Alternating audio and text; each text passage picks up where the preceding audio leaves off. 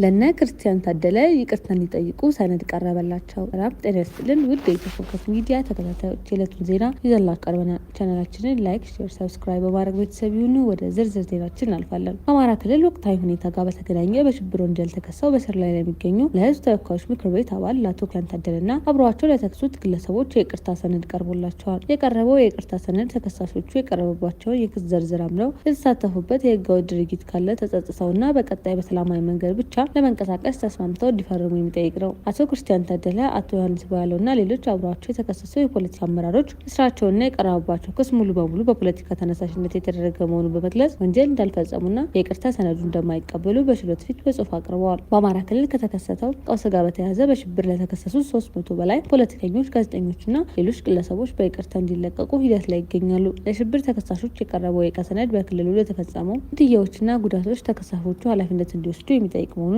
ቢቢሲ የተመለከተው ሰነድ ያሳያል። የህዝብ ተወካዮችና የመገናኛ ብዙሃን ባለሙያዎችን ጨምሮ በአማራ ክልል ከቀጠለው ግጭት ጋር በተገናኘ የተለያዩ መዝገቦች የሽብር ክስ የተመሰረተባቸው ተከሳሾች ይቅርታ ጠይቀው ክሳቸው እንዲቋረጥና ከእስር እንዲለቀቁ በመንግስት ለቀረበላቸው ጥያቄ የተለያየ ምላሽ መስጠታቸውን ለቢቢሲ ምንጮች አረጋግጠዋል። 3 ዓመትና ከዚያ በላይ በስር ላይ የሚገኙ የሽብር ተከሳሾች ይቅርታ ጠይቀው ከእስር እንዲለቀቁ የሚጠይቅ ሰነድ ፎርም ደረሳቸው በኢትዮጵያ ሰብአዊ መብቶች ኮሚሽን ኢሰመኮ አማካኝነት መሆኑን ለጉዳዩ ቅርብ የሆኑ ምንጮች ለቢቢሲ ገልጸዋል። የኢሰመኮ ዋና ኮሚሽነር ብርሃኑ አዴሎ ከሰኔ 1 2018 ዓ.ም ጀምሮ ለአንድ ወር ያህል በተከሳሾችና በመንግስት መካከል የማደራደር ተግባር ሲያከናውኑ ከቆዩ በኋላ ተከሳሾቹ ይቅርታ የሚጠይቁበትና ቅድመ ሁኔታዎችን ያካተተበት ሰነድ ለየግላቸው እንደደረሳቸው ታውቋል። በአቶ ብርሃኑ አዴሎ መሪነት ተካሄደ ከተባለው ድርድር በኋላ ሰነዱ የቀረበላቸው የሽብር ተከሳሾች ቁጥር ከ300 በላይ እንደሆነ ምንጮቻችን ገልጸዋል። በተለያዩ ማረሚያ ቤቶች ከሚገኙ ከእነዚህ ተከሳሾች መካከል አብዛኛው የቀረበላቸውን ሰነድ ሲፈርሙ ያልፈረሙ ማለት ስለመኖራቸው የተገኘው መረጃ ያመለክታል። ቅድመ ሁኔታውን አንቀበልም በማለት ለመፈረም ፈቃደኛ ካልሆኑት መካከል ፖለቲከኛና የመገናኛ ብዙሃን ባለሙያዎች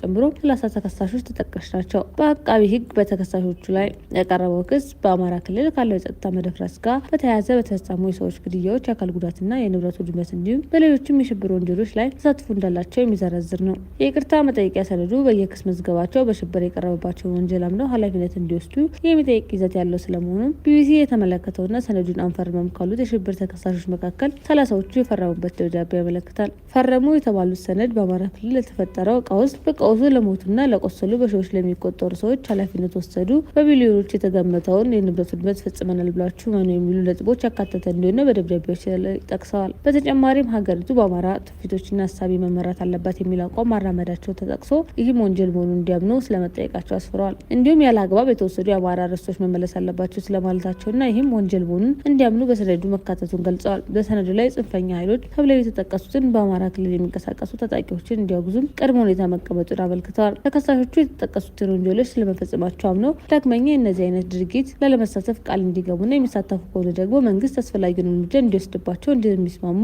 ሰነዱ ይጠይቃል። ሆኖም ይህ ቅድመ ሁኔታ ለመቀበል ፈቃደኛ ባለመሆናቸው በሰነዱ ላይ አለመፈረማቸው በደብዳቤው ላይ ጠቅሰዋል። ወንጀለኛ ነን ብለን አንፈርመም፣ ይህ በህግም በሞራልም በፖለቲካም ተቀባይነት የለውም የሚሉ 30ዎቹ ተከሳሾች የአማራ ህዝብ ጥያቄዎችም ህጋዊ ናቸው ብለን እናምናለን ሲሉ አክለዋል። የተከሰሱበትን ክስ አንቀበልም ብለው በፍርድ ቤት እየተከራከሩ ባሉበት ሁኔታ ወንጀለኞች ነን ብለው ለመፈረም ፈቃደኛ አለመሆናቸውን ስለመግለጻቸው ሶስቱ ጉዳዩ የሚመለከታቸው የሚከታተሉ ምንጮች ለቢቢሲ ተናግረዋል። በመሆኑም ከ3 ዓመት በላይ ያለ ፍትህ መቆየታቸውና ቤተሰቦቻቸውን ለተለያዩ ችግሮች መገለጣቸውን የሚገልጹት እነዚህ ተከሳሾች መንግስት ክሱን አቋርጦ በፖለቲካዊ መንገድ በምህረት ይፍታን የሚል አቋም አላቸው። ተከሳሾቹና መንግስትን አደራድራሉ ከተባለው የኢትዮጵያ ሰብአዊ መብቶች ኮሚሽን ስለ ጉዳዩ ከቢቢሲ አስተያየት ተጠይቀው ነበር። ሆኖም የኮሚሽኑ ቃል አቀባይ በጉዳዩ ላይ መረጃ እንደሌላቸው ተናግረዋል። ቢሆንም ኮሚሽኑ እንደዚህ ባሉ ጉዳዮች ላይ በራሱ መንገድ ከሚሰጠው መግለጫ ውጭ መረጃ ለመስጠት እንደሚቸገሩ ገልጸዋል። የኢትዮጵያ ሰብአዊ መብቶች ኮሚሽን ዋና ኮሚሽነር ከሌሎች የኮሚሽኑ ከፍተኛ የስራ ኃላፊዎች ጋር በመሆን በታህሳስ ወር በፌዴራል ማረሚያ ቤት ኮሚሽን ቂሊንጦ የጊዜ ቀጠሮ ማረፊያ ማዕከል ጉብኝት አድርገው ነበር። በጉብኝታቸውም ከተከሳሾቹ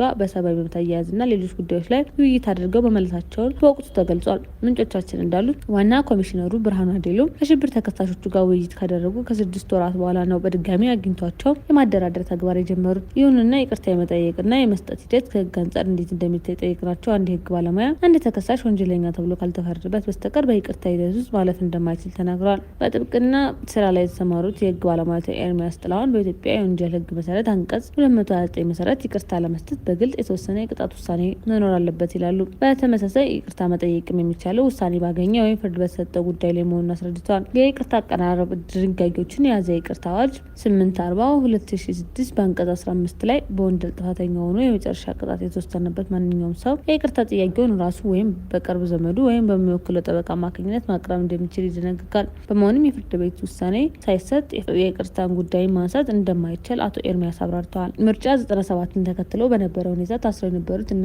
ፕሮፌሰር ብርሃኑ ነጋን እና ብርቱካን ሚደቅሳን ጨምሮ ሌሎችም እስረኞች ከተፈረደባቸው በኋላ ጉዳያቸው በይቅርታ ታይቶ መፈታታቸውን እንዲሁም በ2010 ከነበረው የመንግስት ለውጥ በኋላ በተመሳሳይ መልኩ የተፈቱ ሰዎች መኖራቸውን በማሳያነት አንስተዋል። የህግ ባለሙያዎች እንደሚሉት ተፈርዶበት በይግባኝ ላይ የሚገኝ ተከሳሽ እንኳን ይቅርታ መጠየቅ አይችልም። በኢሰመኮ አደራዳሪነት ቅድመ ሁኔታዎች ተቀብለው ይቅርታ እንዲጠይቁ የፊርማ ሰነድ የቀረበላቸው ሽብር ተከሳሾች ገና ፍርድ ያላገኙና የክስ ሂደታቸው በተለያየ ደረጃ ላይ የሚገኝ ናቸው። በመሆኑ በህጉ መሰረት ከስር መለቀቅ የሚችሉ ክሳቸውን በማቋረጥና በምህረት እንደሆነ የህግ ባለሙያዎች ያስረዳሉ። የዕለቱ ዜና ይህን ይመስል ነበር። በሰላም ዋሉ።